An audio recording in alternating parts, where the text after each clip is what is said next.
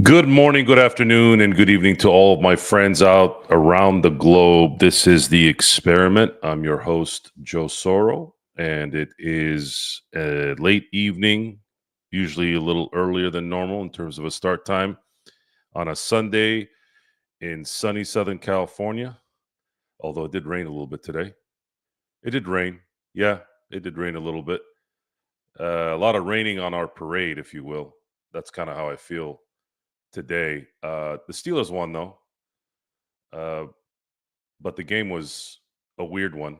I could get into more detail on that, but this show is really more dedicated to the Dodgers this evening. I think that was the genesis of having the show. Although I was probably going to have a show anyways. Good to see you, Vari. Good to see you, Juan. Thank you. Uh, the title of the show is pretty self-explanatory. It was. It's gotten to the point where when you're watching the movie Groundhog's Day, it's a movie, right? And it's not real. It's fake. So obviously you can kind of roll with it, right? But what ends up happening, Bill Murray always plays that wise ass type character, and in that movie he continues to play that character until it finally gets to a point where it's not funny in the movie. And someone had made a really good point because for the longest time, Bill Murray and Chevy Chase were kind of like Magic and Bird, right? The comparisons in terms of star power, their popularity, their ability to do movies, all that stuff, right? And for me, they're I don't believe either one is better than the other. I just think they're amazing. They're both amazing, right? But there was one slight difference between Bill Murray, and this isn't me saying it. This is I think it was Quentin Tarantino who made this point.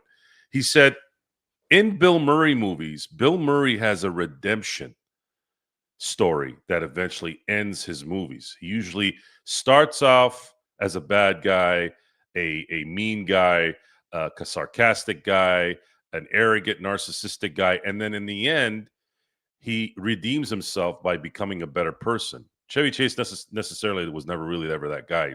Chevy Chase played Chevy Chase the entire movie, and I always, if you were asking me growing up who was the best, Chevy Chase by a mile.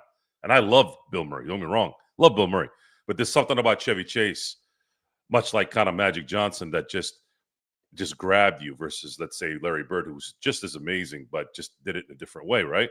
So there's a change, at least in the movie Groundhog Day. He finally gets so tired of losing day in, day out, doing the same thing over and over and over and over and over and over. You see how obnoxious that is? Over and over and over again, to the point where there's nothing that's going to change except change. Change, because why not? Maybe it might work. Maybe if you stop doing the same thing over and over again and expecting a different result, maybe it'll stop. I've seen bad seasons before. I've seen them. It's I'm not stupid, okay? There are years where you're like, I don't know what the hell's wrong with this team. I'll use a perfect example. Look at the Philadelphia Eagles 2 seasons ago, not counting this year. It was the year after they lost a close Super Bowl to the Chiefs. They looked like the last 6 games of the year, like they didn't know who the hell they were. They looked like they had never played football together before. Completely 180 compared to what they were doing the year before, right? And then the following year, the Super Bowl winning year last year, they played like they did the year before that, except they won it this time. I understand those years. I understand the difference. The problem with the narrative, that's kind of the word of the century for most. The narrative is that the leadership of the Dodgers continued to do the same stupid decision making over and over again now for a better part of a decade. And like most things in life that are consistent, there's always an exception. There's always an exception. Last year was the exception. Last year, we saw an amazing World Series run where you saw at the last minute every pitcher that they had come through. How? Why? I don't know. I don't know how it happened, but it happened. Bullpen, the three starters, sure. Bueller had a bad outing in San Diego. Flaherty had a bad outing pretty much in every series, but he had a good outing in every series as well. But that that wasn't something that you see. It was in my view at this point an anomaly because those things don't happen. You don't win a World Series playing bullpen games. I had never seen that before. So it's I'm sitting there watching. I'm like, wow, I can't believe they won it all. But I think what gets lost in that too is how good the offense was, how good Edman was in the right moments, how amazing Freddie Freeman was in the World Series, how amazing Teoscar Hernandez was in that San Diego series. If there was a series MVP in the San Diego series, Teoscar would have won it, right? So to me, last year's team had more to do with timely hitting than and again, I'm not saying the pitching didn't matter. It did. There were amazing moments with the pitching. Amazing moments. Yamamoto closing out. Uh Yamamoto in terms of being clutch in the San Diego series, Yamamoto being the ace basically the rest of the way. I'm not saying that the pitching didn't play a huge part in it, but the hitting last year was amazing, and they came through when it mattered, right? So I'm watching this season, and it just reminded me so much of what has been the issue with the leadership on this team and how there's been so many, in my view, titles left on the table because of decisions that don't make sense. And this year more than and probably ever, because before it, they had won 111 games. They won 106 games. So it didn't maybe link in as much. But this year it's different. This year it's different. You had arguably the greatest team ever assembled this season. The depth, the starting pitching, the bullpen, and I'm well aware of relief pitchers having bad seasons. I'm well aware of having starters having bad seasons. That is true. But there was so much depth in both areas that it still should not have been a problem.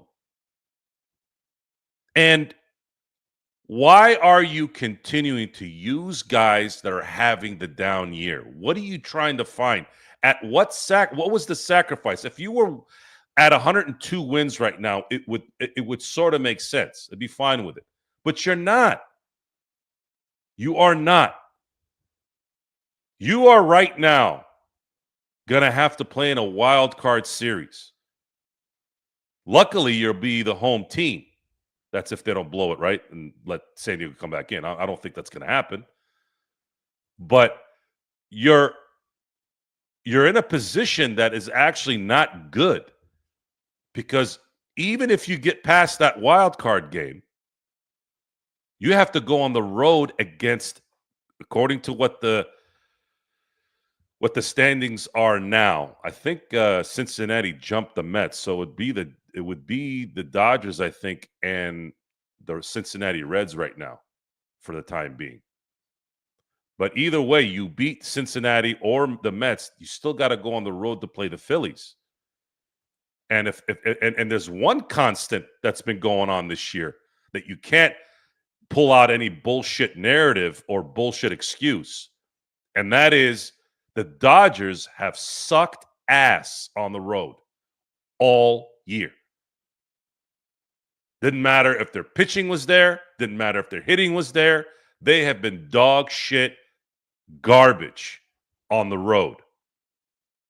So to sit there and insinuate, and I'm saying you as in the apologists, those who are thinking in a positive term, because this is bigger than even this year. I'm going to go into this really well. You guys seen the title.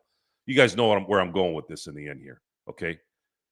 If you're going to do the same analytical bullshit every other team does, then why are you signing a bunch of guys and having a $400 million payroll?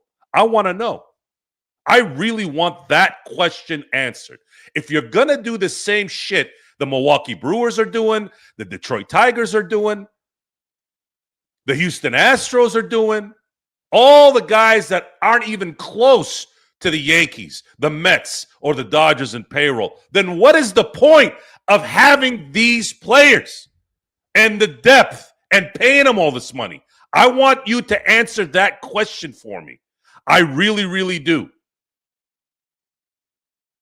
Because why are you wasting all that money for if you're going to play exactly like every other team?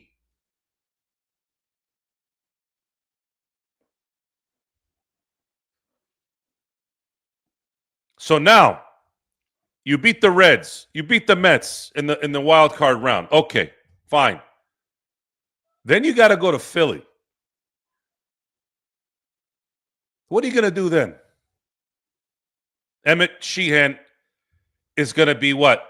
Two hits in the seventh inning, and you're going to take him out and put Kirby Yates in so you can save him for the NLCS? This saving bullshit has gotten so tired in baseball. It has gotten so tired. 82 pitches today for Emmet Sheehan.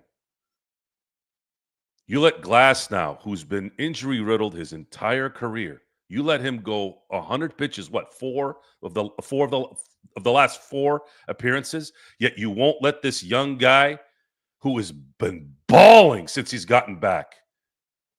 You won't let him finish the game. Let him go to the eighth at least. Let him earn the win. No, you got to go put in Blake Triton. For what? For what? He can't throw strikes. And you're destroying his confidence even more by putting him in these high-pressure situations. It's not going to happen. It's over. And even if it clicks in the playoffs, cool. How about we wait till then?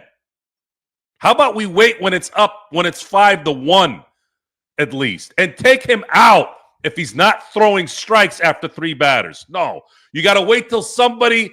I read a really good line. Dave Roberts, it's some guy from Reddit. I don't know. Usually Reddit pulls up right away when I'm looking for information, right? But the guy pointed out, the guy had this comparison analogy so perfect to describe Dave Roberts. Dave Roberts has the great habit of closing the barn door when the horses are already out. He has a huge knack for that. I mean, I couldn't have read anything better than that. Imagine that. Again, I'm not a farmer. I never owned a barn, but I've been around a lot of dairy boys. Cows, livestock, all that stuff. So I know a little bit in and around discussions with my friends growing up. I grew up in a dairy town, right? That made so much sense. That makes so much sense. Roberts is, I mean, he is so the barn door closer when it's too late. And for what? What is the logical point in doing these things? Is it analytics? Because I keep hearing the same stupid excuse that I heard 10 years ago. Is it really him? Is it really him? Is it really him? It doesn't matter. He's the skipper. He's the guy there watching. I'm not gonna fall for that bullshit. And if he was a real man that had a feel for what's going on a consistent basis, how about, hey, man, I ain't taking Sheehan out. Sorry, he's dealing. He's only pitched in the low 80s. Let him go. Let him. How do you know he wasn't going to finish it off? You take out Yamamoto after one hit. One. Let him finish the game. It was 4-0. Let him finish the game. It was almost a no-hitter. Let him finish the game. No, you got to bring in Tanner Scott, who has no control, who has no confidence, and you made it worse, and you keep making it worse by putting these guys in high leverage situations because you're hoping they bust out of it. There's no hope in this business. My mentor taught me that. There is no hope. You ride with what's working. Now, if you're a starting pitcher and you see your pitcher struggling a little bit, I don't mind you riding that. I don't mind riding the Sheehans and the Yamamotos when they're in trouble and you need to make a decision. If they bust out, if they bust out, I'm at least going to understand that. This is your starter. He's been killing it. But what this guy has a knack, I mean an impeccable knack, of putting the shittiest guy in the shittiest situation. I mean, it's impeccable. And it's not just this year. It's just worse this year because the Dodgers are going to have to go on the road in a short series. They don't play well on the road. For the dumbasses out there that haven't been watching the Dodgers, I've seen every fucking game this year. I have not missed one game. They suck on the road. They got swept by the Angels twice. Got swept by the Astros. Got swept by the Brewers twice. For the talent on this team and the depth, that is unacceptable, especially at home. At home, you have no business losing to the Angels in anything. You're supposed to at least get 2 out of 3 in every one of those series in Anaheim or in LA.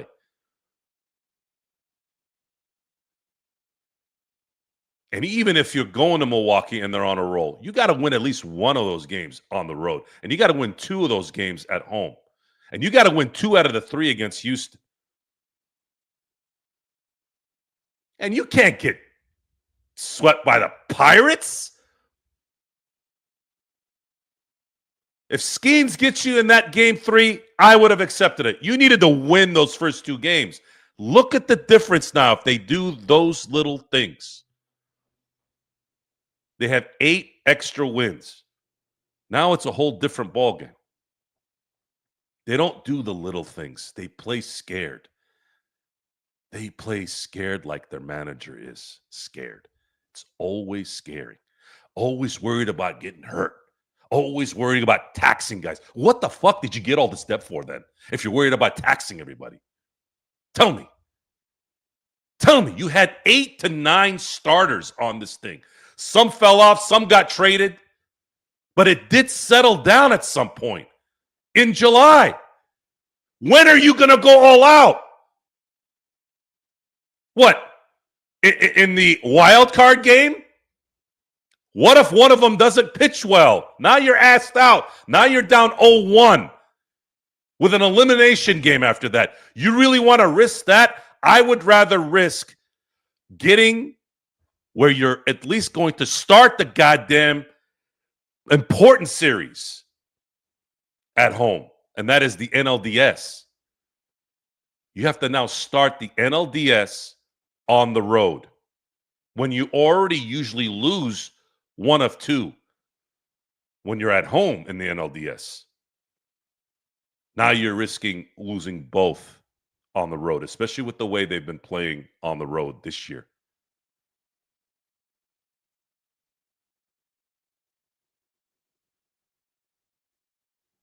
No pulse on this team.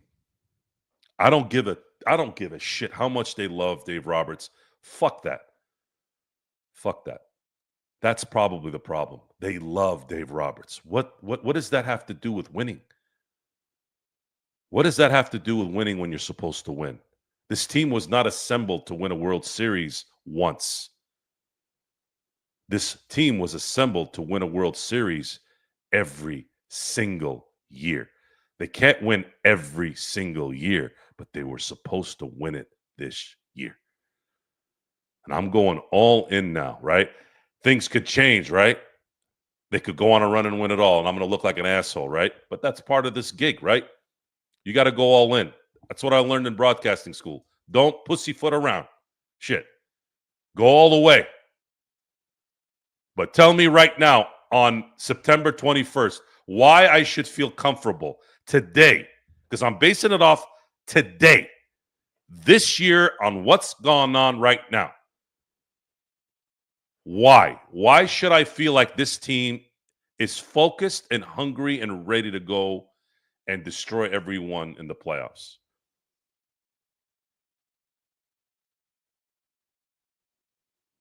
And it's the culture. It's the culture. It's the culture of the world, man. I am struggling. I am struggling to converse with today's culture. I feel like I am the Clint Eastwood character in Gran Torino a lot of times. I really, really do. Minus the racist comments in the movie, because I never look at things like that. I'm talking about everything just seems weak. Everything seems weak. And because I've never coached in baseball or I've never played in the majors, that's supposed to be something that sets me aside, as if I'm just some guy that's just yapping, right? Is that what it is? I mean, what do they know that I don't know? I'm not sitting there judging them after the fact. I'm screaming how many times before it implodes to not do what you're doing. Now, just to let you guys know, I do focus on the little things. So somebody like Robleski, somebody like Dreyer, somebody like Vesia, who have been very good this year, if they blow the game, then it's not a Roberts thing. Do you understand the difference, guys? Because those guys have been proven all year to come through. And when they don't come through, and that happens, I'm not inconsiderate, guys. I am a realist.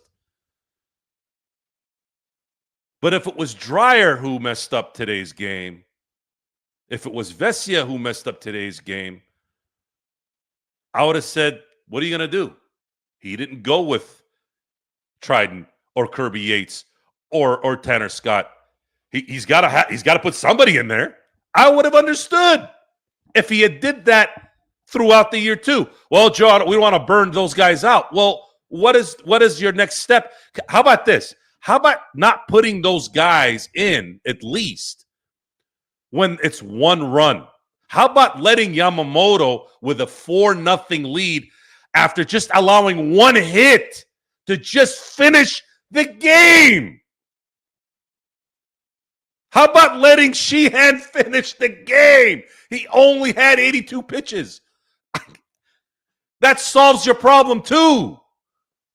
If they hit it off him, okay, well, they hit off him. But it's already shown itself that Scott can't do it, that Yates can't do it, that Trident can't do it. Do you see the difference? Do I have to be a 20-year Major League Baseball vet to know this? Do I have to put it on camera letting you know that I said you're making a mistake so that you have proof that I said it before it happened? That's not how I operate.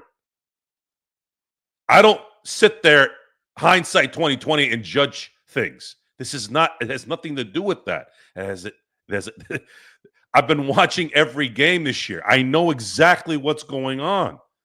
Who's capable? Why do you keep using the same people? It happens. Pitchers crap out certain years. Randy Johnson had that back in the day. He'd have a good year, have a bad year. Towards the end, he'd have a good year, he'd have a bad year. He'd have a couple good years, he'd have a bad year. It happens. Relief pitchers even more. But what do you do? What does Roberts do? He continues to put these guys in high leverage situations when they're already nervous, when they're already dead. And on top of that, 1-run deficits. And the moment they start walking guys, he waits. He leaves that barn door open until the freaking horses are out. And he won't close it quick enough before they're out.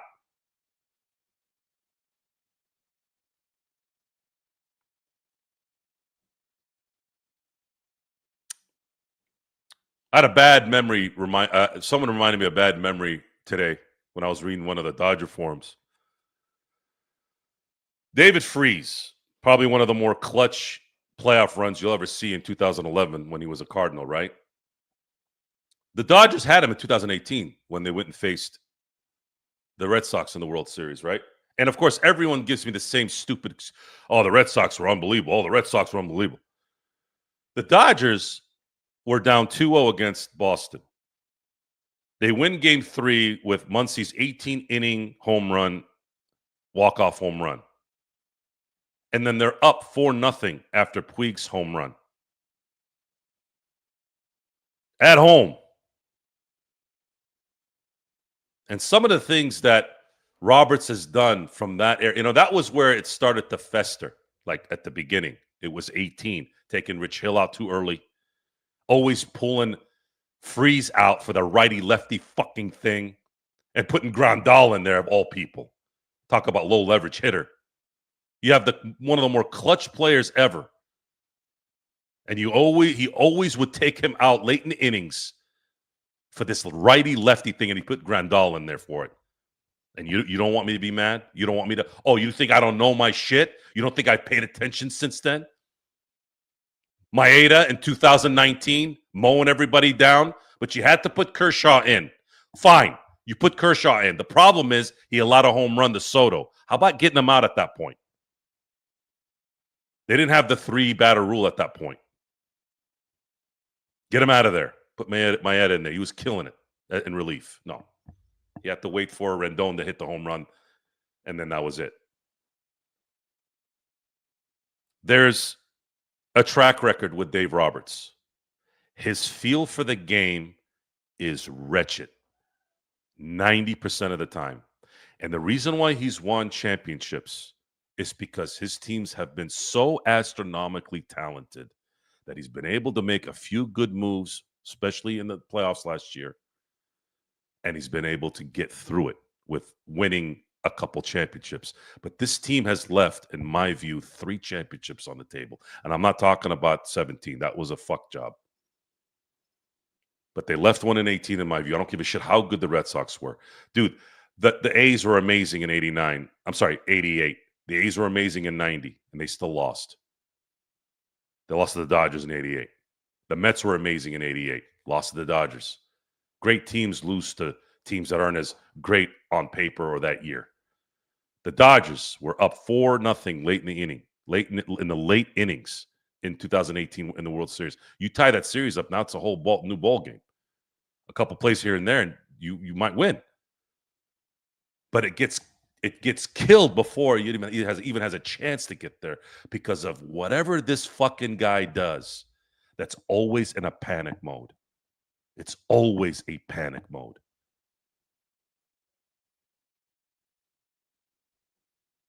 If you're the Brewers, if you're the Marlins, if you're the Rays, if you got a $400 payroll, yeah, I get it. But you're built to withstand everything and have the advantage of the statistics and the computer. This guy doesn't know how to go from one thing to another. It's either all in on one or all in on the other one.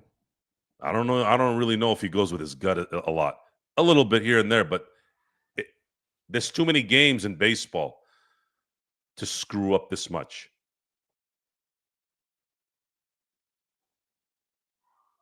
I want him gone. I've been wanting him gone for a long time, and I'm done with Dave Roberts. I've been done with Dave Roberts. He is a soft man. If he wants to be Santa Claus, the Tooth Fairy, the Easter Bunny all in one, that's great. Go manage in Tampa Bay, where the analytics will be more important there because of payroll. Go manage in Baltimore. Go manage in Texas, even though they pay some guys out there, but the pressure isn't as much.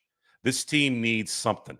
It needs it needs a I'm not going to say it needs a Nick Saban. That's not realistic.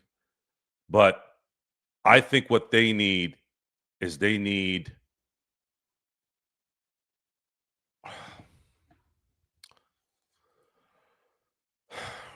who's a good comparison. You know who they need? I'll tell you who they need. Modern day coach, but has enough of the instincts and the pulse because Dave Roberts has his pulse is trash. It's fucking trash 90% of the time. They need a Sean McVay. Now, some of you have mentioned Chase Utley. I don't know what kind of communicator Chase Utley is. I watched him play in Philly all those years. Obviously, when he played in LA, and he was amazing. Would have won a World Series with us too if Dave could fucking manage, right? So I don't know if that would be something that would work. I don't know. I don't know how he fires people up in the locker room. I don't know. Tommy Lasorda, the Tommy Lasordas of the world wouldn't last. Guys like me wouldn't last in today's game. I don't think so. Anyways, you'd have to have an old school team to do that. And there's some old school guys. I mean, guys like Yamamoto, guys like Otani. Those guys are from Japan. They're probably used to discipline, a little bit more discipline than the pansies in America, right? But then also the Dominicans, the Puerto Ricans, the Caribbean guys. I don't know. They seem a little bit more relaxed in terms of their discipline a lot of times. So I don't know how that would go. They're probably pretty in line with the American player in terms of their ability to handle criticism, constructive criticism. Yeah, Tommy wouldn't last in today's. He would have flipped everybody upside down. They wouldn't know where they were. But yeah, I'm tired. I'm tired of having this same discussion. It's like the whole Mike Tomlin thing. I mean, the Steelers won today, but if you guys had watched this game, the Patriots were so bad in the worst spots. Patriots are not a good team. And when you have a team that had 5 sacks and 5 turnovers and they barely win, that should tell you right there how bad the Steelers are and their head coach and how bad he is. And that asshole is going to be in the Hall of Fame. That's just the mind-boggling to me, by the way. And I've seen every Mike Tomlin coach game. That guy has been dog shit for better part of 15 years. He's only won what since Super Bowl 45. Since that loss, he's only won 3 playoff games.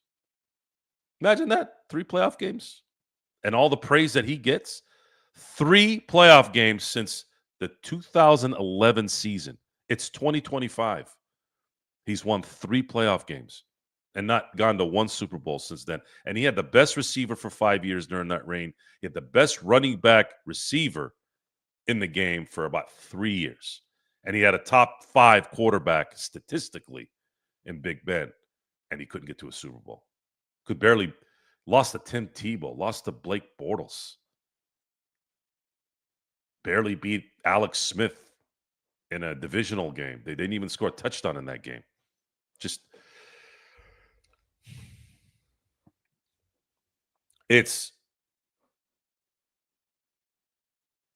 maybe I'm just trying to find something that maybe isn't there. Am I though? Am I trying to make an excuse for myself? No, fuck that. No. And I had a long talk with Empire Jeff today. Lot of talk, and Empire Jeff is in that positive world that he lives in. Good for him. I hope he stays there. Me, mm-mm. There's nothing positive about the way this team has played this year. They have played like dog shit. They have played like soft bums. There's no reason for a team like this. No reason to be at 88 wins at this moment. 156 games in, and you have 88 wins? No. 36 and 39 on the road, and how many games they've pissed away at home, sweeps that they should have had against teams. It's not ever going to make sense.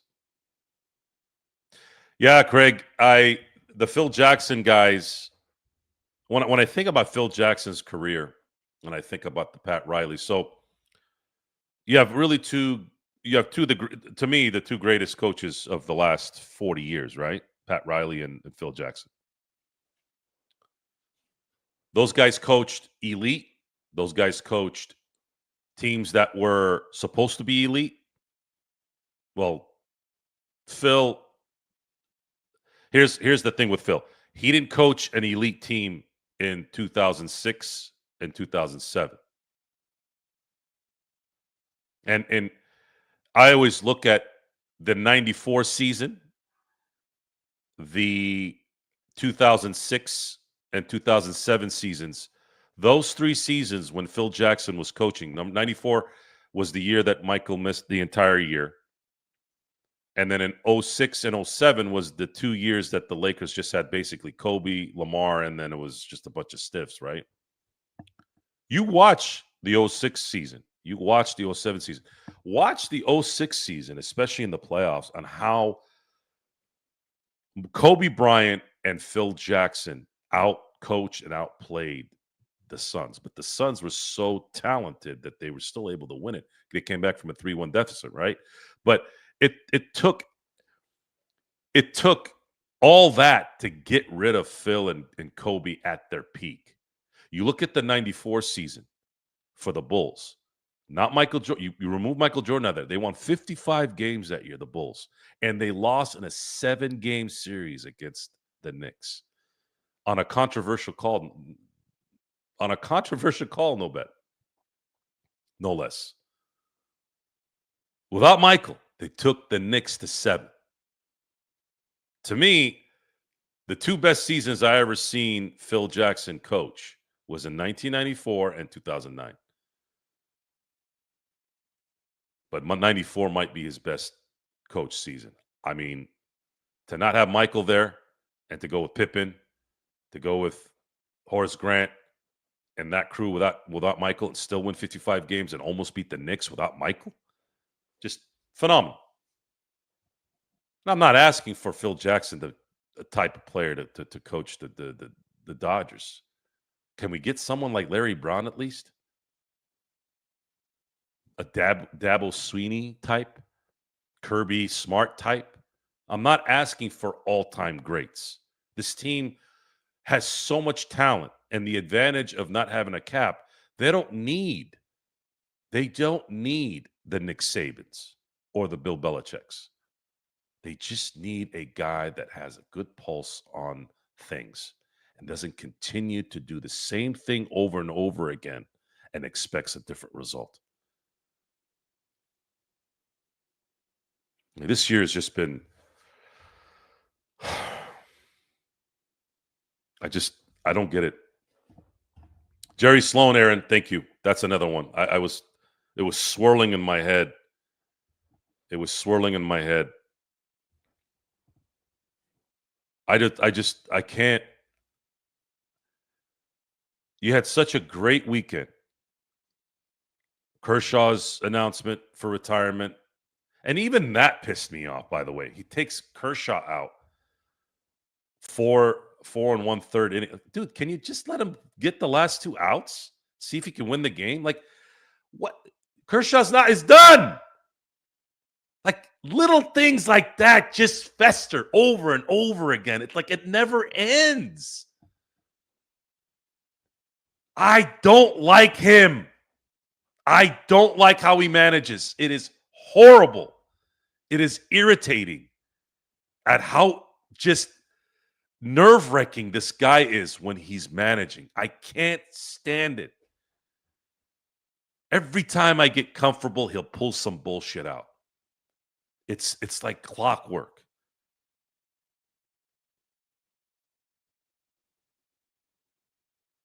It's like clockwork, man.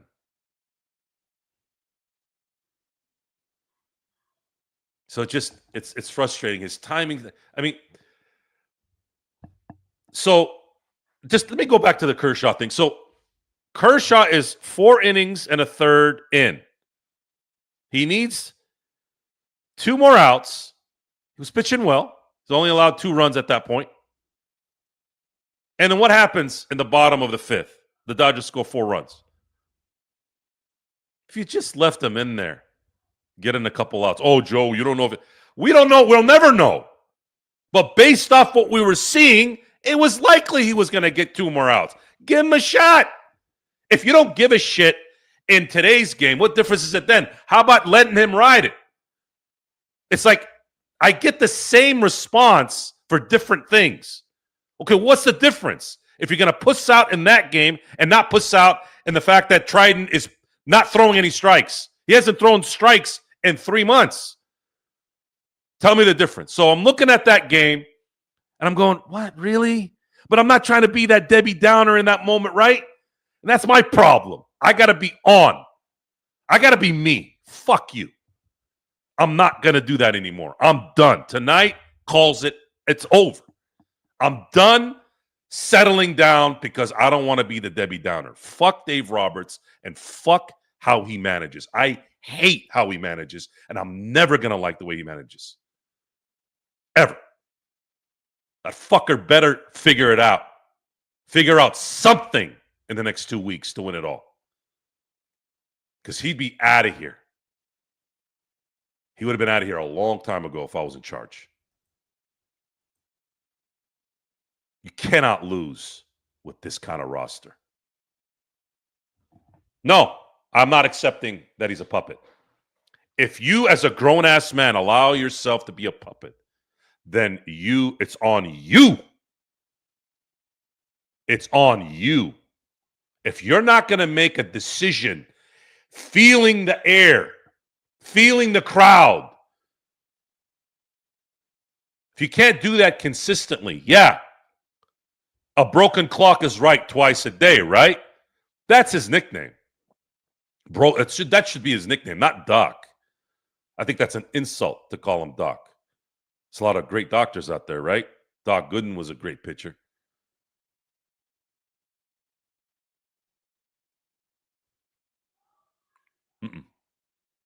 Not an excuse. Never will be.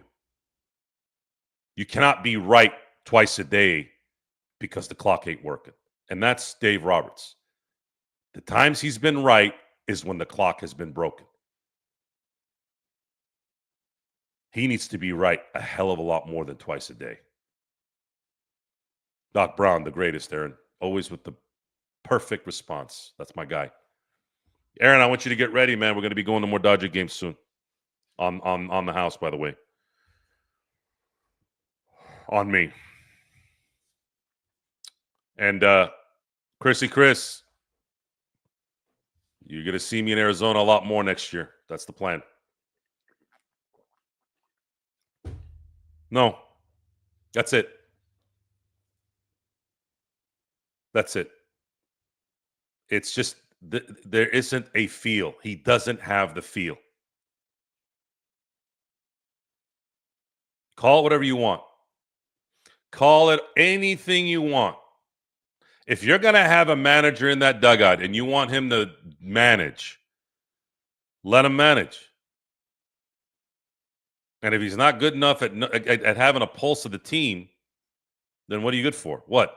I mean, the fact that I heard Hall of Famer for Doc, Dave Roberts. I mean, my brain, I remember the beginning of the best answer to anything is your initial thought.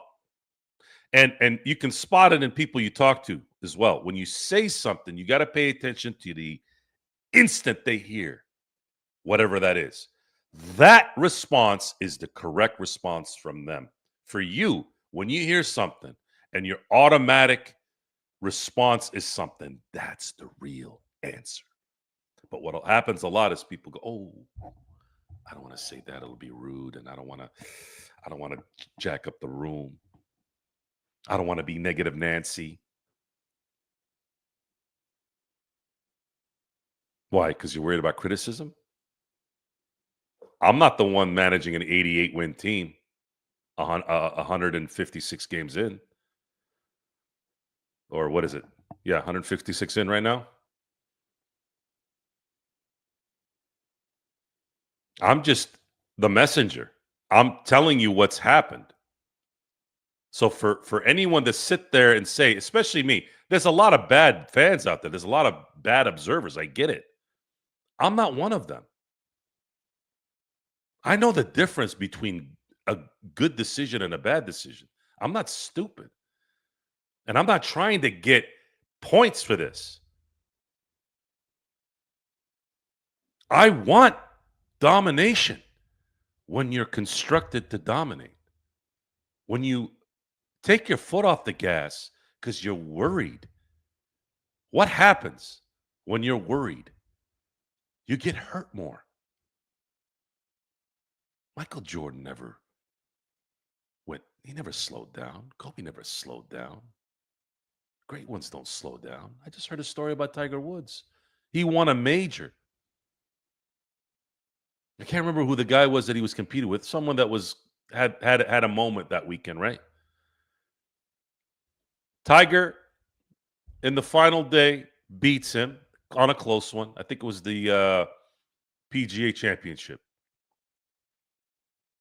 And then one of his boys calls him up, "Tiger, where you at?" The next day, Tiger won the major. He won it. The next day, one of his boys calls him, "Where you at?" He's like, "I'm on the driving range. I got to get better." That's all I identify with, guys. I'm sorry. That's all I identify with. When you're this great, when you have this kind of resource, you have to go all in. If you're gonna play like everyone else, then why are you putting all these resources and wasting all this money for? For what? Answer that question. I want to know. Tell me that's not a logical question. If you're gonna play like everyone else, the other 29 teams, forget that for a second. You got the Yankees, you got the Mets, you got the Phillies, you got the Dodgers, and then maybe one other team that has a huge payroll, let's say, right? The other 25 teams that don't have a really high payroll, what's the point? What's the point of having all this if you're going to play like the other 25? Answer that question for me. You play soft, you play cautious. This is the result.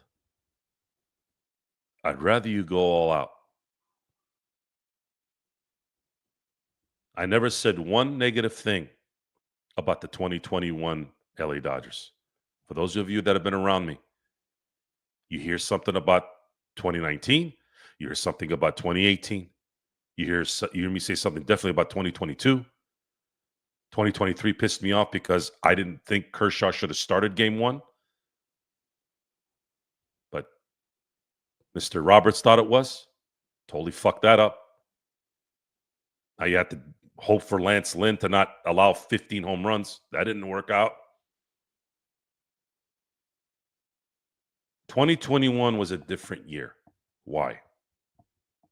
It was after COVID, the whole fiasco of that, and the fact that they were neck and neck with the Giants, won 103 games that year, lost the division, but then had an amazing wild card game against St. Louis. Chris Taylor hits the game winner.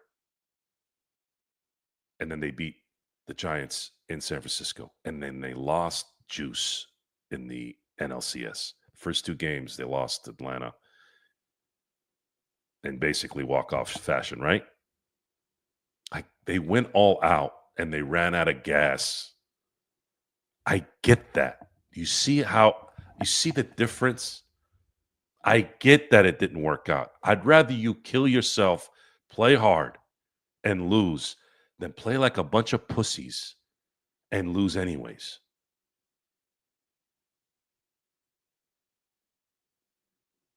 There's a difference.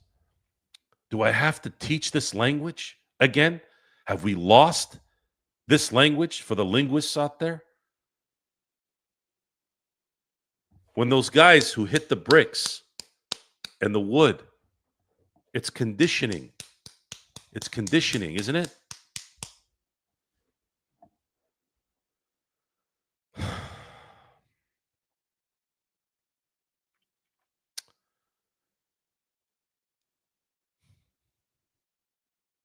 Losing sucks. And I'll never accept it. Sorry. I never will. Especially in this fashion. In this fashion, it's such a horrible, horrible just feeling of what are you here for? It's like I don't know, like they're children and they're trying to make sure they don't fall on their face. These are grown men, man. These guys are getting paid millions of dollars to be available and to play. Put them in the right positions to succeed and focus on where you're deficient. You're sitting there trying to hold on to something so you're ready for the end. But the entire season, you struggle to when you're going to be dealing with that same struggle even more because of it. You're going to be on the road to start series this year in a year where you've been horrid on the road, especially against good teams. No, it's over. I am out of the Dave Roberts for good. Like, I don't give a shit what happens. I don't want that guy managing the Dodgers. And if they win it all, then we're going to have to assess how it happens. Is it just the Dodgers click at the right time? Is it really going to be Dave Roberts that makes it work? We'll have to see. I'll have to see what decisions he makes.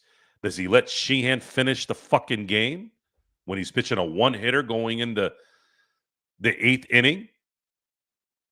Is that something that you should praise a manager for, is the question? Gee, man, what a great manager. He let the pitcher who was dominating keep pitching. You see how that sounds? You see how that sounds? How stupid that sounds? Doing shit you're supposed to do, and I'm supposed to now praise you for that? Hall of Fame manager, guys? Calling him a Hall of Fame manager for what? Your first 3 batters on your team are Hall of Famers.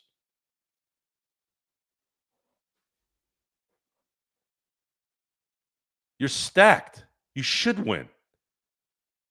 You should be letting pitchers finish games. You should not be throwing people out there that can't throw strikes. Kirby Yates can't throw strikes. Tanner Scott can't throw strikes. Blake Triton can't throw strikes. Yet you keep throwing them out there. That's Hall of Fame? That's Hall of Fame worthy? Because they've won a couple championships despite. I mean, I've said this over and over again. 2020, Kevin Cash pulled a Dave Roberts, pulling Blake Snell. Blake Snell had to tell Dave Roberts, I got this. I think these starters need to start learning that. And I think Yamamoto should have said that in the Baltimore game. Coach, Skip, manager, I got this. We're up 4-0. It's one hit. Even if I get a run, even if I allow a run, let me finish the game. Time for these players to see what's going on too. And I am not going to bow down to any of the narratives. The word narrative. I know what I'm watching. I'm not stupid. It's not a narrative. It's a fucking disaster more often than not than it when it shouldn't be. So that's it. That's where I'm at on that. I'm gonna get to some of your guys' comments here before I head out. Let's see here. Son, hey Joe, I scored today and we won 4-1 versus Rails. Congrats, brother. I know my friend Glendy was very excited to see you score today, by the way. Hey, I'm happy you're here. Always happy you're here, especially after a game like today. I only got a little bit of the highlights. I didn't get a chance to watch the game. I don't hardly ever watch soccer, but my friend Glendy says she's very happy that you did what you did and continue to do what you're doing. She's going to want to meet you one day, so we're going to have to get together. Joe, thoughts on Eagles block? Well, I was watching it live, so Davis. There was a talk about Davis who blocked the shot. Was it Sean Davis? I think it's Sean Davis. He had dropped a bunch of weight, and man, blocking a field goal like that, and then still being able to get the ball and go the distance, dude. A man that size, I could only imagine how loud that stadium was. Oh my God. It was, I could hear it through the TV. I can only imagine being there. That would have been one of those moments where I wish I was in Philly watching that. And I'm not a big Philly fan of how those guys are. Philly fans are worse than Raider fans. Raider fans have always had this reputation of being the worst fans. They're not. Philly fans are the worst. So, but I would have loved to have been at what is it? Financial Stadium, whatever it is. Yeah, that would have been a good one to be at to hear the noise. Yeah, the Steelers won, but Jesus, if you had watched that game, Jay, it was like pulling teeth. 5 turnovers, 5 sacks, and they barely won. That's how bad the Steelers are. What worries me is these losses in the wild card round. Yeah, I have a feeling they're not going to lose to either the Mets or Cincinnati, whoever ends up sitting in that spot. My worry is Philly in the next round. Short series I was already worried about the short series when the Dodgers were looking to be the 1 seed. Now on the road, death. Joe, do you like Korean barbecue? If so, what's your favorite? Yes, I do like Korean barbecue. Matter of fact, there's a really good place over here called 2-in-1 Korean barbecue. I would highly recommend it in Temecula. I'd say the beef brisket is probably my favorite, and I usually have some kimchi and rice and whatever that salad is that they make with something. I don't know what they put in it, but I could eat that stuff for an hour straight. I'm full usually when I leave, but white rice, kimchi. They do this corn kind of salad too. That's really good. And then beef brisket is amazing. The pork is good too as well. Son, can you describe how you're feeling when Kershaw walk off the mound? So when I got the alert on my phone from ESPN that Kershaw was going to announce his retirement, I didn't expect what I felt at that moment. My stomach dropped. And I had been saying that Kershaw should have probably retired a couple of years ago because I didn't want to see Kershaw look mortal. You don't want to see the greatness ever be mortal. But he has pitched extremely well this year. Very, very proud of him. He had his knee fixed. I think he had something with his foot also that he did surgery on with his knee and his foot, I think it was, this offseason. And he came back and he pitched as well as I ever thought he would pitch in his in this late in the season. So the fact that he announced his retirement, I remember I felt a drop of sadness. And then, of course, him walking off the mound, I was Roberts ruined the moment even on that. I'm sitting there going, can you just let him finish the 5th? And then it became even worse when they scored 4 runs in the 5th. I was like, you could have let the last game he ever pitched in the regular season at home at the very least because we don't know if he's going to be on the playoff roster. You could have at least let him get a last win. But I can't stand that guy. I really can't. I cannot stand Dave Roberts. It's like every call he makes, other than maybe once or twice, is just a shitty call. He just has no feel for anything. I just can't stand it. So yeah, I'm sitting there trying to enjoy this, and then yet I'm still thinking, can you let the guy pitch 5 innings? Can you let him get 2 more outs for the rest of his career? You're willing to risk these games with Trident and fucking Kirby Yates and Scott. You can't risk a couple more outs with Kershaw when he's kind of sort of dealing. So he has a chance to win the goddamn game in his last game in freaking Dodger Stadium. It's so frustrating. It's so frustrating. Yeah, Dodgers can beat the Mets and the Reds. Reds, I think, would actually be a little easier because you never know with guys like Juan Soto and Lindor. Those guys get hot; they could take you out. That's how great they are. So if I was to pick, I'm hoping the Reds can eke in. I think they have the tiebreaker against the Mets. If those guys can get in and they end up playing the Reds, I think it'll be a little easier to deal with them than it would be the Mets. If just so you're not dealing with the Sotos and the Lindors, if they get hot, you could be toast.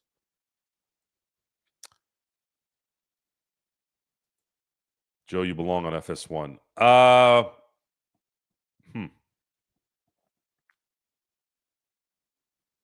We're going to be doing a 3-hour show tomorrow. That's going to be for the radio stations. So you're not going to see the cursing. You're not going to see the rogue style of commentating. You're going to probably see more of the language tamed show that is conducive for a PG audience. Now, I could probably run I would prefer to run a show like that anyways, just because there could be fans out there that have their kids in the car and they're listening to the podcast, but I haven't focused on that too much. But it is something that Gerald and I have talked about making it a priority, at least for the Lakers Fast Break. For my show, it's a little different. I think my show is more of the experiment, right? It's more for an adult audience. But I go back and forth on where I want to go with that, because I can still do what I'm doing. I could still hit the mark without cursing and all that. It just feels good to curse. But there's gonna be a little bit of the test here. I used to do radio for a short amount of time back in the day, so I'm familiar with the radio format. It's a good one. Segments every 15 minutes, every 20 minutes. It keeps the show going and it doesn't get stale. It's actually a good thing in a lot of ways. But we'll see. We'll see how it plays out, and I'm sure you guys will be able to watch it tomorrow when we're on.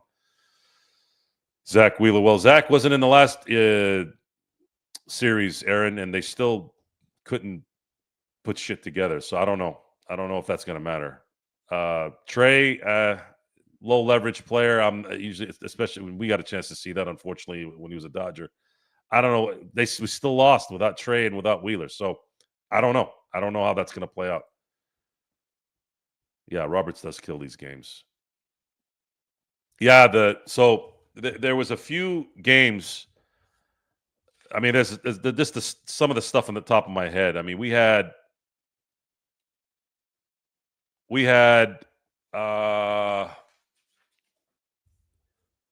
Yamamoto game, the Shohei no through the 5th, and you're up 4-0 and you end up losing 5-4. It's exhausting. It really is. It's exhausting. Scott has had 9 blown saves this year. You're gonna get blown saves, but 9 is unacceptable, and a lot of those was 100% Dave Roberts' fault, putting him in the horrible position to lose those games. He should have 4 blown saves. They should have 5 wins, and I blame Dave Roberts for putting him in those bad situations. Sorry, I do. I can. The Baltimore game, Trident has been, in my view, Trident's actually been even worse than Scott. Trident can't even throw. Trident is a walking machine. and he just leaves them in there to die. Just so aggravating. Good to see you, Blue Magic. Please, yes, subscribe for those of you who first tuned in here. Subscribe, like, and hit the notification button. I do a show roughly about once a week, but that's going to go up here now that the Lakers are going to be coming in to the fold, and of course, playoff baseball is going to be. Hopefully, it's not a short one. We'll be on this a lot more. Roberts is a coward. Coward is a very derogatory word, especially when you're talking about sports. We shouldn't be calling sports people cowards. It's just a game, right? But he has such a cowardly execution and the softness about him that I'm not connected with, and I never will be. Yes, I would fire Dave, especially if they don't make it out this year. I would have fired Roberts after the 2019 season. Actually, that was when I wanted him gone. Um, I just don't. I don't think he's not a good manager to me. He's not a good manager. He's just not a good manager. He would have been fired 2, 3 times by now if he was on another team. Roberts just wants to protect his job. It's understandable. I don't even know what the hell that means. What does that even mean? What does that mean for the grand scheme of things? Oh, he's a puppet. Oh, he's there to protect his job. Okay, at what expense? At what expense? He can go coach in Tampa and have a job there for the next 10 years. Isn't Kevin Cash still there? Have him go do his analytics over there with a $40 million payroll. Then there's no pressure there. There's no bullshit. You have a $400 million payroll. You're not supposed to manage like the Rays when you have a $400 million payroll. You're supposed to steamroll people. Joe, can you mentor me? No. Let them finish the game. It's a good line from Young Guns. That was my first Western love until Tombstone. And then Young Guns came in second after that. Craig, good to see you, my friend. Thank you for being on the experiment on playback all year. It's been a pleasure to have you there, and we love you there. Again, thank you for being on the show and supporting the shows. We owe you. We owe you, Craig. We're gonna pay you back here soon. Joe, can I pay for you to get a Dodgers tattoo? I don't do tattoos, son. Sorry. Roberts is a puppet. Could be a robot. Emmet only pitches 85. Ugh, just tragic. Laker Dodger for life. Good name. Good logo. What's up, Joe? Hope all is well. It's refreshing to watch a show and not have to hear another apologist. I appreciate that you keep it real and call it out. And that's another thing too. I don't know. Well, I do know because I'm close friends with Empire Jeff. Empire Jeff is one of the guys that tends to be an apologist. Jeff, if you're listening, I'm sorry. I gotta tell the truth there. I was trying to get him on the show here, but he's too busy being positive. I think the word toxic gets thrown out a lot now. I'm probably in that category of toxic. It's okay. It's okay for Dave Roberts to have a toxic manager philosophy, but if I call that out, apparently I'm toxic. I don't know. That doesn't make any sense to me. It's he's the one making the stupid moves, not me. Dreyer, Enriquez, Robleski, and Vessi are the ones in the pen that have it written right now, and that's essentially what it is, Aaron. If any one of those guys was taken, it was put in the last, let's say, month, I would not have said anything. When Robleski got shelled, the issue with that is he drew the bases loaded, and then he kept them in there. Dude, the guy doesn't have it. Get him out. These guys are going to have a bad outing every now and then. Fine, I get it. That's common sense. But then he puts these guys on. It's bases loaded. Get him out of there. Go get Vessia. Like he never does the right. He rarely makes that move when it matters. It's just rare. I don't know. It's just aggravating to all hell, man. Management didn't go all in, thought those prospects are untouchable. SD at least went all in. See, I am with Friedman in not destroying your assets at the deadline. I am in 100% agreement that this team did not need to acquire anything. They have enough talent on this team to do what they needed to do. Aaron just had the lineup right there, guys that have been holding the fort down. The other thing is, how about you let your starters who've been dominating for a month now, almost 2 months, let them pitch? How about that? You drained this bullpen the first 2.5 months. They did their job a little bit. How about you let the starters now finish it out? Let Sheehan go to 8. Let Yamamoto close out his almost no hitter. You're up 4-0. If it was 1-0, it would have been different. It's 4-0. Let him finish. One hit and you take him out. It never fails, this guy. He always makes the wrong call 90% of the time. You see, you hear that reference? That was a Anchorman reference. He always makes the wrong call 90% of the time. He doesn't have a feel for the game. He'll guess right, but the feel is just whack.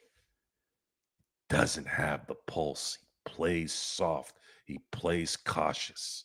And when he doesn't and he gets it, we get all happy. I mean, maybe he'll do it again, and then he'll fuck it up again. It's never consistent.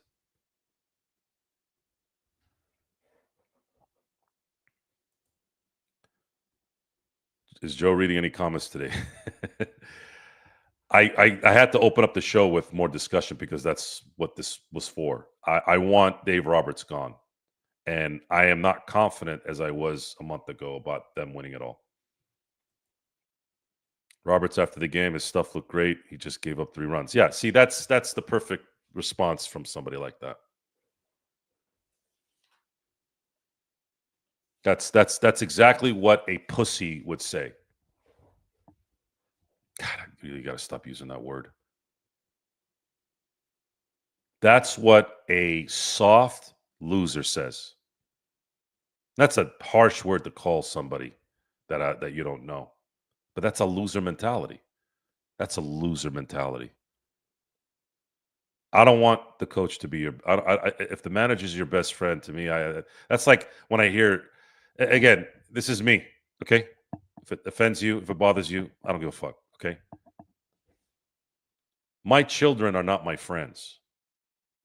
I'm their father. My job is to provide and to protect. I am not their friend. I'm their dad.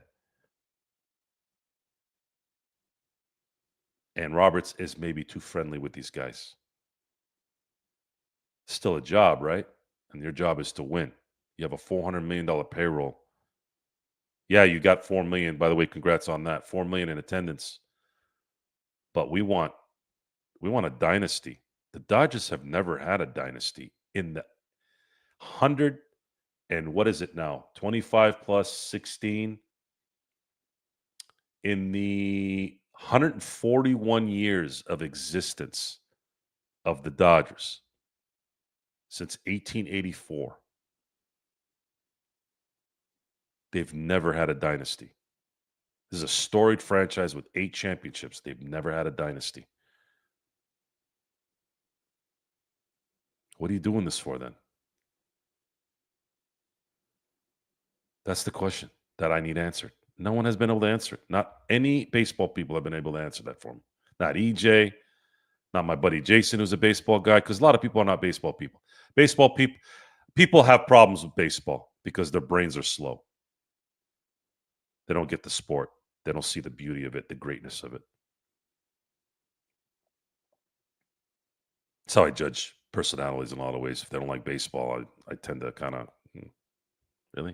You don't like baseball? How do you not love baseball?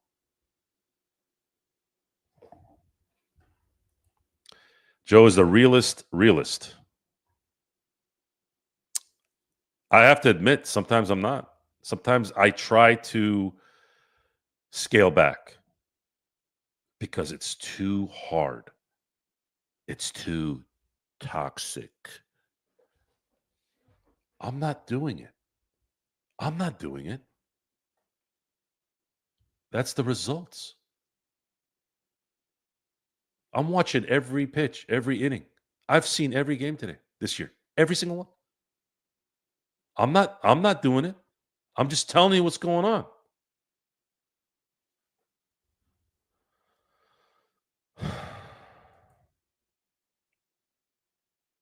That was a good one too. I mean, I'm not expecting that in today's game. Obviously, there are limits. But how about if somebody's pitching 84 and is young, and you need to sort of win these games still? Just broken record, man. Broken record. Yes, they lost that game, but still, how far baseball has gone away from that? It's just sometimes the basics, man. The irony in that discussion, Aaron. That's this thing has been festering for a while. We're talking about it's 2025. I've had issues with Roberts for a long time. This isn't just now. This isn't just in the moment thing. He has had these issues since the beginning, and I just cannot understand. I cannot fathom the idea of this guy being called a Hall of Famer of all things. I just can't believe it. Aaron, you remember. I mean, it's just we don't. I don't forget those kind of things because they're grand moments. That's when leadership needs to show itself. Kershaw got out of the seventh inning. Someone else should have gone out. But the issue was when he allowed the home run to Soto. That should have been it. But he kept him in there because he wanted Clayton to. It just he wrong, right. He doesn't have it. Doesn't matter why anymore. He just doesn't have. He never has it. Broken clock. Twice a day. That's it. But these teams have all been ridiculously talented. You have to factor that in too. These teams are talented to all hell. That plays a part in that. It's not like Tommy Lasorda having the Dempseys and the Mickey Hatchers and the Alejandro Peñas in 1988, a bunch of ragtags and a one-legged Kirk Gibson to go win a World Series and beat the mighty A's and the mighty Mets on the road to a title. Just if Dave Roberts was managing that team wouldn't have even won the division. Yeah, it was brutal. Game 4 was a nightmare, especially after what Yasiel Puig, as soon as and seeing what's his name, I always forget his name, dropping the freaking glove. That game was over until Dave Roberts gave it back to him. How can I forget then the cute Dodgers decided to replace the best pitcher in baseball in 2020 World Series in Urias and decided to go with the bullpen. So, interesting enough, the fact that this was one of the few times that Roberts got that right, he started using Urias in that playoff run because Kenley was just dying on the vine. He was basically Blake Triton now.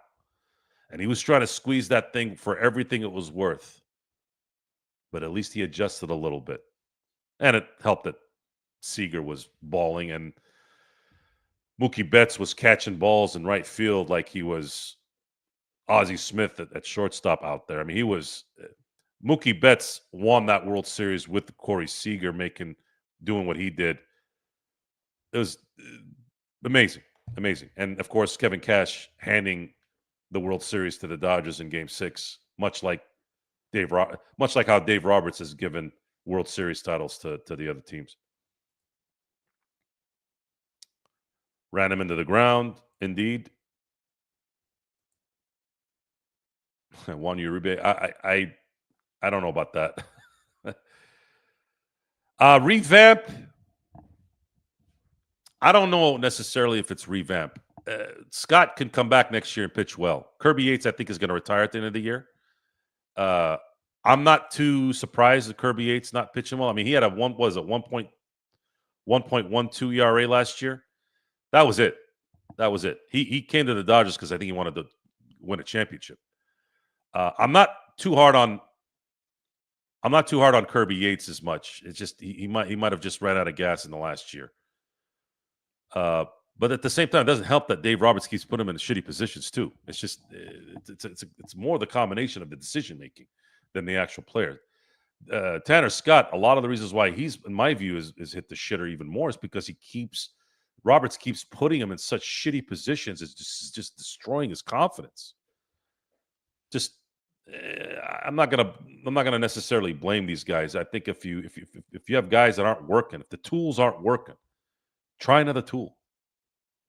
And if you're out of tools, then how about making sure your starters who have been dominating play a little bit more? How about that? What's going to happen? There's a week left. What are you worried about now? You have to win these games. You have to stay ahead of the Cubs. You have to stay ahead of these teams so at least you have a chance at maybe having you could get swept by Seattle and lose the division. Play to win. Joe, thoughts on Moneyball, the movie? I love the movie. I do think that Moneyball is overrated, though. Moneyball as in analytics, overrated. Yeah, the Pats, I don't know what's going to happen with that, but we'll see how Drake May plays. He played like a star today. Stevenson cost you guys the game, though. If Stevenson doesn't fumble, the Patriots win the game tonight by pretty convincingly, by the way. But I can't tell if Drake May is going to be that good, or he was just that good because he was playing the Steeler defense. The game one, Justin Fields looked like a superstar against the Steelers in game one, and then looked like a shell of himself in game two. So I'd have to see how Drake plays the rest of the year before I can make a judgment on whether he's going to be the next big quarterback of their team. But he showed promise. He showed promise for sure. Otani, Freeman, Betts also never seem to get days off unless hurt. Well, I'm not. First of all, Freeman is a baller. Betts is a baller, and Otani is a baller. I'm sorry, you're getting paid what they're getting paid. You better be available every game. A day off here and there, fine, but sorry, Craig. Those guys are supposed to be there the entire year when if they can play. Joe, you should come hang over at Newport Beach. Where can I hang out? What kind of spot do you have there, son? Let me know what's over there. I go there at least a couple times a year, so let me know if you're there, and I'll come see you. Instead of having a sweep against the hated ones, the terrorist Dave decided to gift them a no-killer instinct, never plays with any urgency. It's always a soft approach to everything. Perfectly described there, Laker Dodger for life. That's exactly what he is. That's exactly what he is. He doesn't like to put the foot on the throat. It's always, let me scale back. We won the series. Pussy ass bitch mentality. Sorry. That is a weak mentality. I want to sweep. And if you had that thought in most of those series, you would have won 4 or 5 more games, and we wouldn't have to be worrying about playing in a goddamn wild card game or series. Phil Jackson type. God, I wish. Thoughts on Dabo Sweeney starting the season 1 and 3? Great question, son. Get ready to start hearing Dabo back to Alabama. It's playing that way. And I'm happy about it. Now, I'm not an Alabama fan. I'm a Nick Saban fan. A lot of you guys know that. But, of course, as I've been rooting for Nick Saban, Alabama's been kind of part of that, right? And I have family friends that are Alabama fans, those who have been with family, my cousins and their significant others that have grown up in Alabama and are big Alabama fans. One in particular, my friend Matt, he has been campaigning to get Dabo back to Alabama. Now, I had a comparison to that. So Dabo has won at Clemson. He's won a couple titles. Uh, he's kind of the Roy Williams of college football, and that Roy Williams was was an iconic coach at Kansas, but he's a North Carolina guy. Now, he didn't win a championship in Kansas, unfortunately. I think he lost 2 finals when he was the coach there, but he did end up going back to North Carolina and winning a couple championships there. So I'm kind of equating the Dabo thing to where I think what's probably going to happen here with DeBoer doing what he's doing. I think if there's any inkling that Dabo's ready to come back to Alabama, I think they're going to fire DeBoer and Dabo will be back in Alabama. So get ready for that. I think it's going to happen. I don't know when. I think worst case scenario in a couple of years, but it could happen at the end of the year, especially if Alabama sucks the entire season as well as Clemson. Serious question. How do you even defend this with Dave? You have to be an idiot to defend it, or maybe you simply don't know baseball. Well, those who defend Dave Roberts say that we don't know baseball. I'm talking about people that are very knowledgeable. So when you run into someone who you respect that has a completely different outlook or assessment of what you're looking at, it's a very touchy area. It's a very touchy area because they can hang on a couple of positives on their end, and then we can hang on a couple of negatives on our end. So you're kind of in this warped area. Well, he's won 2 championships. Okay. That can be the ultimate. That's the ultimate result, right? But for me, I look at, let's say, Shaquille O'Neal's career. Let's use this as an example. Shaquille O'Neal's career was one of the greatest careers you can have. Hall of Fame, top 5 center in my view of all time. 4 championships, right? 3 finals MVPs. Amazing career, right? However, Shaquille actually, in my view, should have had a better career. And a lot of reasons why he didn't was because if you look at Shaq's ability to harness certain moments in his career, especially the first 7 seasons, you see a lot of quitting in his important moments. So the first year he was in Orlando, he didn't make the playoffs, so that's gone. But there was I think a 20-game improvement, 21-game improvement, I think, which is amazing for you to go from 0 to 21 more wins. I'm just using that as a round number. Of course, I think it was 20 wins they had the year before Orlando did, and then they won 41. But then the next 6 seasons, Shaq was swept 5 out of the 6 seasons. And that one non-sweep was a 4-1 series loss. So Shaq's first 6 seasons in the playoffs, and mind you guys, Shaq was dominant the moment he came into the league. Dominant. But the last 6 series of each of those years, when you combine the wins, he lost all games going out in that series except for 1 game. For a guy that dominant and had that kind of talent around him, there's something off. Leadership-wise, focus-wise. 2 championships for this Dodger team is, in my view, a letdown. They should have 4 championships, with the 5th being the 17 championship. That's the kind of talent they've had. And I truly believe if they had a better manager, they'd have 2 more championships than they have now. Not counting the 17. 17 would have been the 5th. But they should have a couple more championships. But they don't, because this guy is not good. He is a C-, D+, and maybe can get to a C+ at best. But he's got so much talent. He's got so much talent that he's been able to continue to win because of it. But when it comes down to those little moments like Shaq, it's more often than not a negative.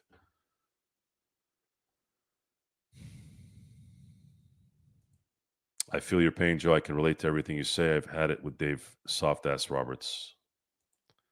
Dave is a puppet. Any grown man that allows himself to be a puppet, I have no respect for.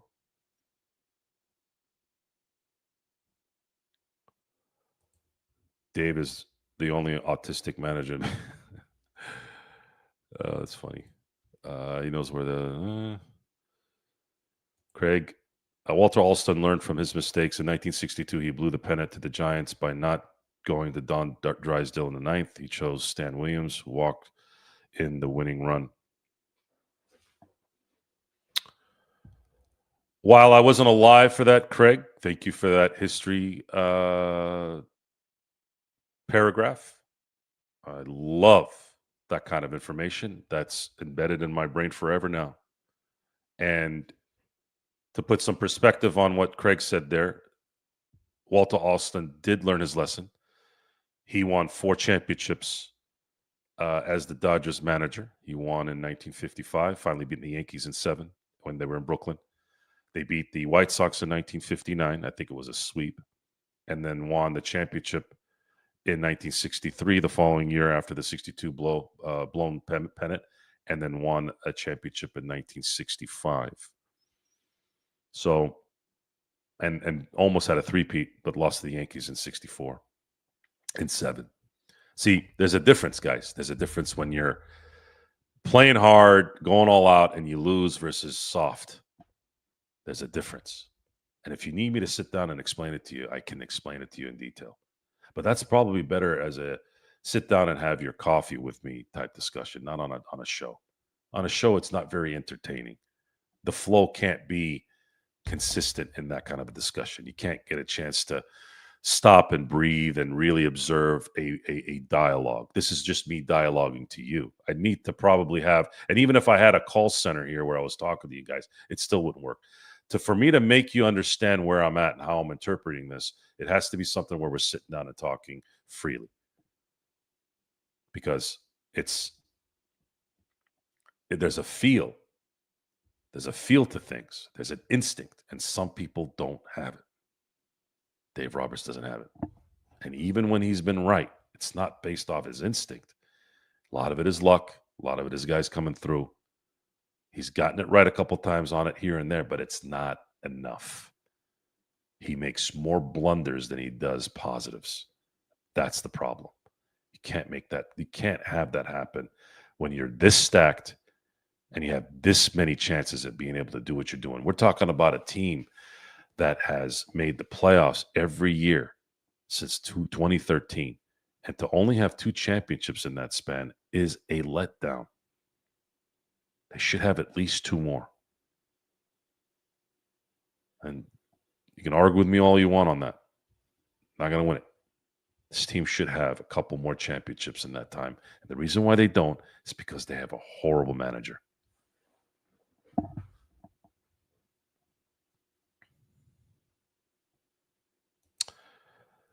Well, it's the analytical thing.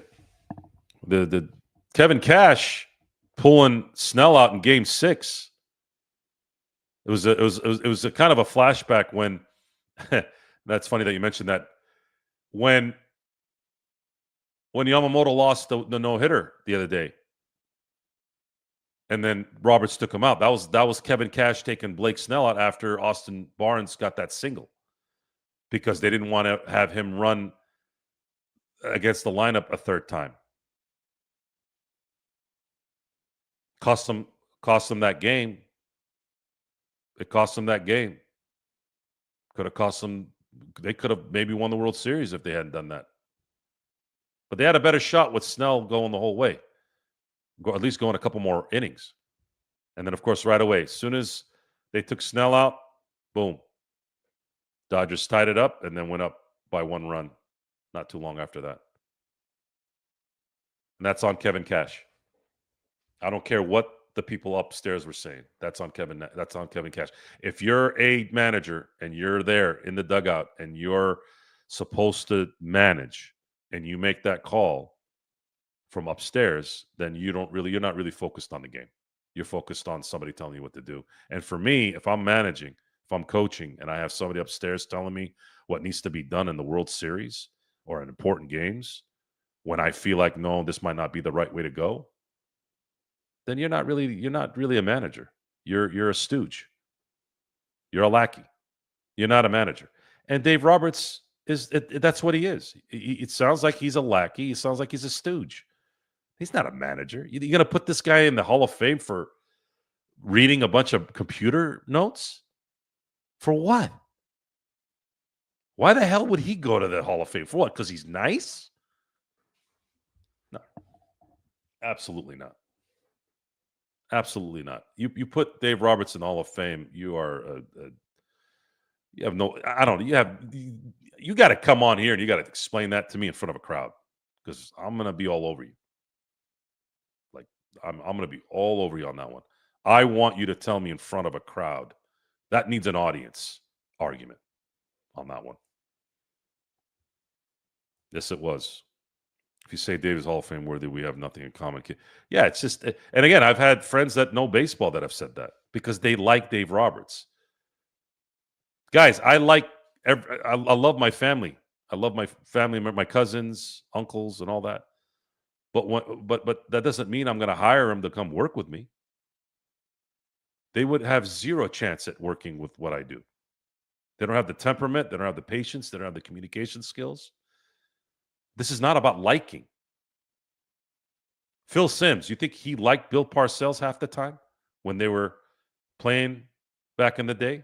You think people liked Bill Belichick? Gronk couldn't stand Bill Belichick. He couldn't stand Bill Belichick. And Tom Brady probably didn't either, but he was more PC about it. Julian Edelman, you think he really liked Bill Belichick? He's a good, jolly G, good, nice guy. He probably does. But deep down, when he would go home after getting lambasted by Belichick over and over again, probably not. But you know what? They were stacked with rings. They ate shit because they were winning. And this is about winning. So let me hate Bill Belichick and let me win 4 championships if I'm Gronk. Let me do that. I'd rather do that than to be a jolly good, yay, I like my coach. You think guys liked Phil? Kobe hated Phil. He only appreciated Phil when he left. He's like, oh shit, I can't do this by myself. But Phil didn't even like anybody. Phil Jackson didn't like anybody. He didn't like Shaq, didn't like Kobe, he didn't like anybody. That's why I love Phil. Because I think I related to Phil in a lot of ways. Not the voodoo stuff, but just in how he kind of looked at people. Totally relatable. And was extremely funny. That Philosophy 101 show that he used to do on Fox Sports West with Billy Mack. Some of the best 5-10 minute interviews that you'll ever see a coach have. Absolutely entertaining. I miss those shows. Those guys don't grow on trees anymore, man. They never did, actually. Snell told him, I'm not coming out, and he finished the game. See, and that right there is what Yamamoto, what guys like Glasnow, what guys like Sheehan need to start doing.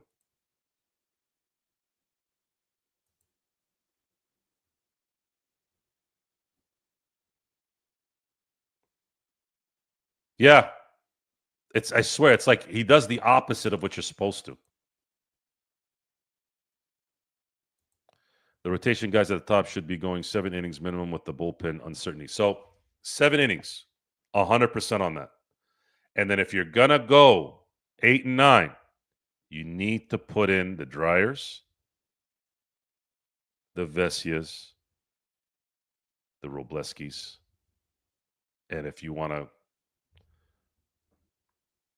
put in some starters in there to finish it, I don't know if Ohtani is going to be a guy that's going to be. I think Ohtani is going to be used as a relief pitcher when it's absolutely necessary because he's going to have to play he's going to have to play a position.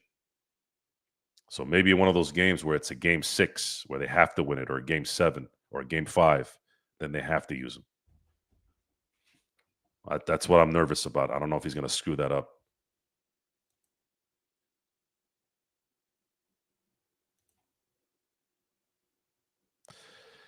I don't think Mark Pryor is an issue. I think, if anything, Mark Pryor has done pretty damn well with the pitching staff.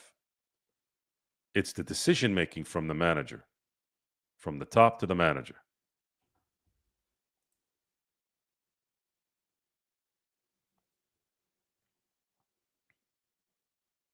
Yeah, they've never won. They've won in, yeah, they've only won 2 in each decade. And really, to be a dynasty, I know the Spurs are kind of the anomaly in that, because the Spurs, you could say the Spurs were a dynasty. But see, dynasty,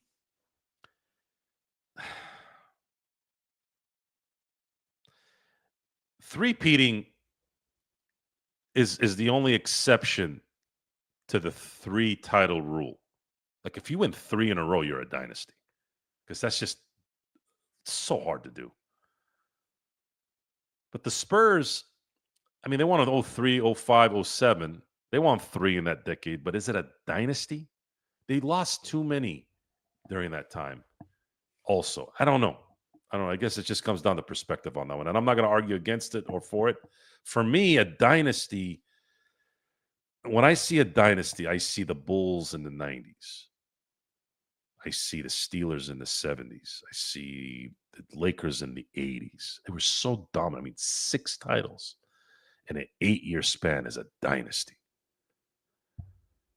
The Lakers, 5 out of 10 years is a dynasty. Steelers, four Super Bowls in 6 seasons. That's a dynasty. The Packers winning 5 championships in the 60s is a dynasty.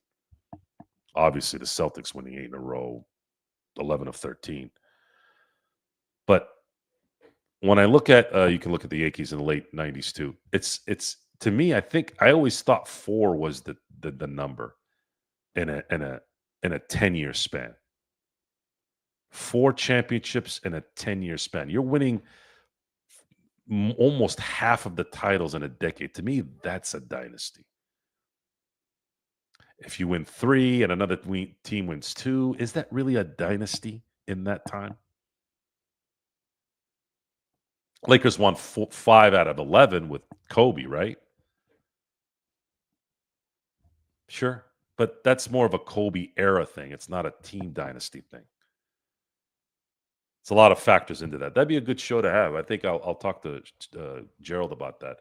I think that'd be a good show. What defines a dynasty? And we can talk about that for a couple hours. So let's keep that in our coffers there. We're gonna probably have a Lakers 101 on that one.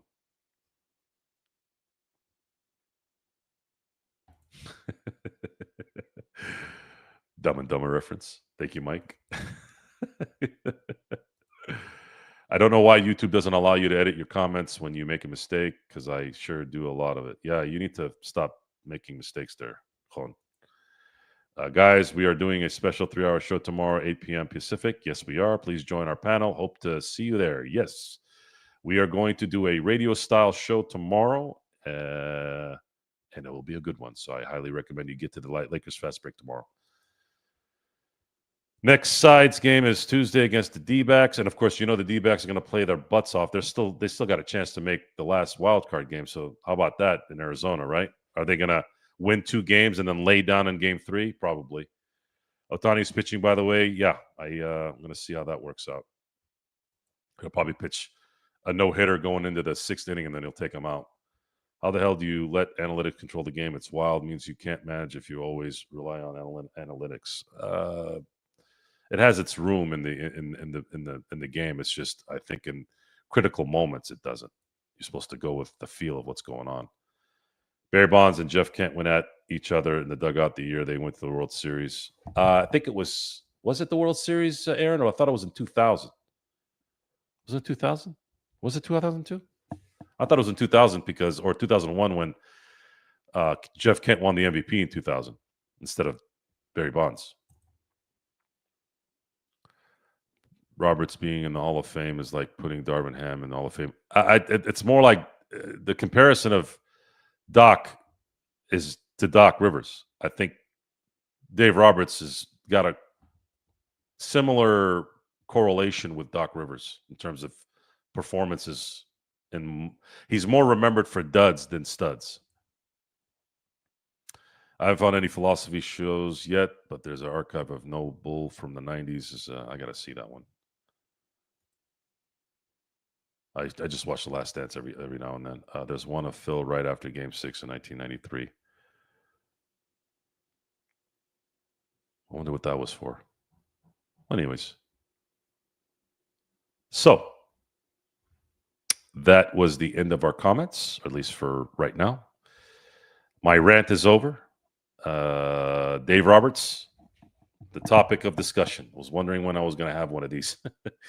It finally happened. So again, I'm at the point right now where I'm just burnt out. I'm burnt out with the Dave Roberts regime. I am burnt out, and the stress of it from a sports standpoint is that will baseball reinvent the game a little bit at this point? It's been pretty stale in terms of leadership in the dugout. Everybody's doing analytics. Everyone's doing the same thing, no matter what the payroll is, what city it is, or no matter what's going on. So for me, logic is telling me, how are you going to differentiate yourself from the pack? How are you going to be different? My view, I think Friedman needs to go and truly go to another level of how to find the next manager. And that next manager needs to be a communicator that is off the charts communicator. Someone that can motivate, someone that can truly have the pulse of the game, of his players, of everything, and not about being nice.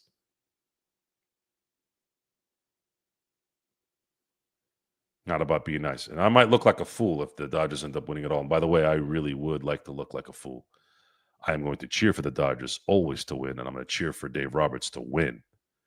But as of right now, based off what we've seen, it doesn't look good. And I'm basing it off of what I'm seeing. Playing the game. Playing the game of we're going to let it be when it matters. We all talked about this on Lakers Fast Break with Darvin Ham. Darvin Ham had comments like Dave Roberts where he would say things like, oh, these guys hang on to these games too much. I mean, that's about as dumb as you can put it, right? Well, we hang on to these games because you have to win these games. You have to put yourself in the position based off history that says you got to be here for you to have a chance to win it. You play like a loser, you're more than often going to lose like a loser. And that's just what usually happens. So, with that, thank you all for being here tonight. Thank you for listening to my rant. For those apologists out there, keep apologizing for what you see. It's your right. Me, I think I've had enough of the Dave Roberts legacy regime, quote unquote Hall of Fame career, whatever you want to call it. Just a travesty if that man goes in the Hall of Fame. But I will be watching the next 6 games, seeing what this thing is going to be before they go into the playoffs. And of course, we'll be doing more shows when the playoffs start. So until then, have a great morning, have a great afternoon, a great evening. And until next time, we'll see you next time.